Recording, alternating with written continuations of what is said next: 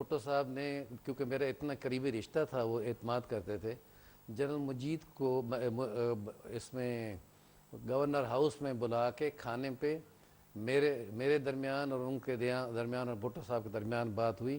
بھٹو صاحب نے ان کو کنوے کر دیا کہ جی آپ ہمارے نیکسٹ کمانڈر ان چیف ہوں گے، اور ہم نے ان کو مبارک وغیرہ بھی دے دی.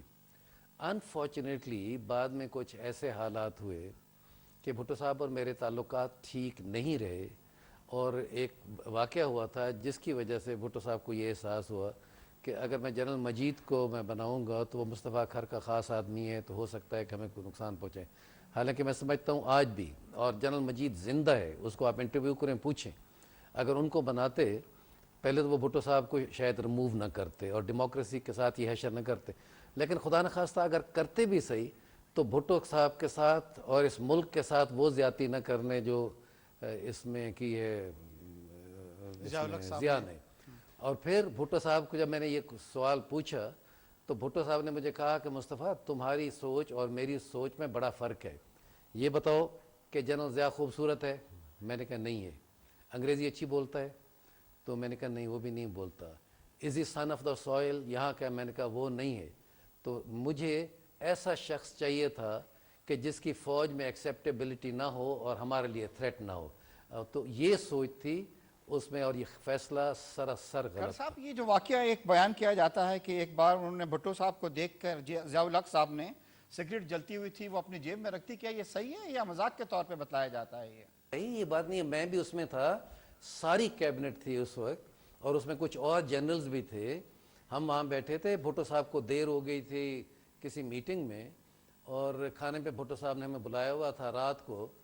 تو اس کے بعد پھر اس نے اے ڈی سی نے آ کے اناؤنس کیا، ladies and gentleman, mister prime minister.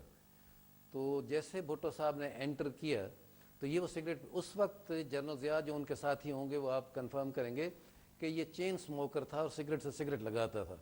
تو اس نے فوراً بھٹو صاحب کی شکل دیکھتے ہی، اور یونیفارم میں تھا، تو سگریٹ یہاں ڈال دی اس میں جیب میں. تو جب بھٹو صاحب ان کے نزدیک آئے تو ان کے جیب میں سے دھواں نکل رہا تھا. تو بھٹو صاحب نے کہا کہ جنرل یہ کیا کر رہے ہو، جل جاؤ گے سارے، جا کے سگریٹ نکالو. اور سوری سر، سوری سر. تو یہ غسل خانے میں گیا اور ان کی وردی جل گئی، اس میں سوراخ ہو گیا، اور پھر یہ آئے اس کو بجھا کے، اور ان کی جیب گیلی تھی.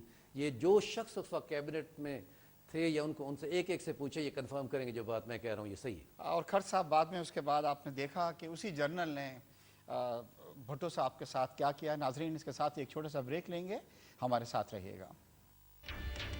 حکومت کا جو تھا تختہ جو تھا الٹا گیا تھا. شیخ عثمانی صاحب، جیسا آپ نے دیکھا کہ ایک جرنل نے تختہ الٹا آیا اور آئین کی نہ صرف کہ اس نے دھجیاں اڑائیں بلکہ یہ بھی کہا کہ آئین میرے لیے کچھ نہیں ہے، ایک کاغذ کا پیس ہے. عدلیہ اس وقت بھی تھی، چیف جسٹس اس وقت بھی تھا، سب لوگ تھے. اس وقت کوئی وکلا جو تھا وہ سڑک پہ نہیں آیا، اس وقت کوئی مظاہرے نہیں ہوئے.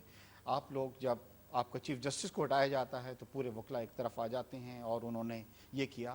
ڈونٹ یو تھنک کہ اس وقت اگر وکلا جو تھے سڑکوں پہ آتے، کوئی مظاہرہ کرتے، تو سچویشن آج پاکستان کی تھوڑی سی مختلف ہوتی؟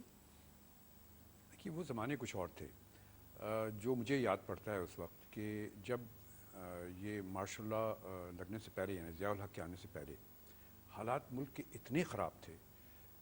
کرفیو ہر وقت لگا رہتا تھا. مجھے تو یاد ہے، میں گرون اپ پرسن، اور ہلنا ملنا جلنا آنا جانا بالکل بند تھا، اور چیزوں کی بڑی قلت ہو گئی تھی. تو وہ جب مارشل لا لگا تو ایک قسم کا سینس آف ریلیف ہوا لوگوں میں، کہ بس ہماری جان تو بچی نا. عام طور سے کامن آدمی کی بات کر رہا ہوں. تو وہ حالات اور ان حالات میں بڑا فرق تھا. لیکن اس سے پہلے کہ میں آپ کے دوسرے سوال کا جواب دوں، جوڈیشری کے معاملے میں، نے کھر صاحب کی جو بات آپ نے اور آپ جو بات کر رہے تھے سپر سیشن والی بات، کہ یہ میں آپ کو یہ بتا دوں کہ آرمی جو ہے وہ ایک انسٹیٹیوشن کے طور پہ کام کرتا ہے. یہ کہنا کہ اگر اس جنرل کو بنائیں گے تو مارشل لا لگا دے گا اور اس جنرل کو بنائیں گے تو نہیں لگائے گا، یہ غلط ہے. وہ انسٹیٹیوشن ہے، آپ آرمی کو موقع دیں گے تو مارشل لا لگے گا. جس طرح میں آپ کو مثال بتاؤں مشرف صاحب کا، جب مشرف صاحب کا سلیکشن ہوا، یہ بھی جونیئر تھے، اور علی قلی خان صاحب سینئر تھے ان سے. علی قلی خان کو اس واسطے نہیں بنایا گیا کہ انہوں نے سمجھا کہ چونکہ یہ بڑے انفلوئنشل آدمی تھے اور یہ इनके चूँकि वालिद हबीबुल्लाह जनरल हबीबुल्लाह थे, इन्फ्लुएंशियल आदमी थे, तो शायद इनसे ज़्यादा डर था उनको, उन्होंने मुशर्रफ साहब को बना दिया क्योंकि उन्होंने समझा कि ये महाजर है और इसकी कोई सपोर्ट नहीं है, पॉलिटिकल सपोर्ट नहीं है, तो ये कर दे। ये बात नहीं है। Army works like an institution, आप उसको मौका न दें। अपने मुल्क में इतने इंस्टीट्यूशन स्ट्रॉन्ग करें कि आर्मी को मौका ही न मिले करने का। तो आप सोचते हैं कि गलती सियासतदानों की है कि उन्होंने उसको उन्होंने उसका अपनी मौका इंस्टीट्यूशन दिया? स्ट्रॉन्ग नहीं, अब पार्लियामेंट को जी हाँ। स्ट्रॉन्ग नहीं किया। जी हाँ। जी, अब आप कह रहे थे अबाउट जुडिशरी एंड वकला जी हाँ। का, तो वकला का उस वक्त जो रोल था वो चूँकि इतना जिस तरह यूनाइटेड अभी इस वक्त हैं, उस वक्त वो इतने यूनाइटेड वकला नहीं थे। और दूसरी बात ये थी कि जैसे मैंने आपसे बताया कि मुल्क के हालात भी कुछ ऐसे इस किस्म के थे। और फिर तीसरी बात जो सबसे इम्पॉर्टेंट बात है, चूँकि जब ये मूवमेंट भुट्टो के ख़िलाफ़ शुरू हुई, भुट्टो साहब के ख़िलाफ़, तो उस वक्त मौलवी हजरात जो थे उन्होंने सबसे आगे आगे बढ़ करके इसमें हिस्सा लिया और उन्होंने ये मूवमेंट भुट्टो साहब के ख़िलाफ़ उसको एक निज़ाम इस्लाम की मूवमेंट बना दिया।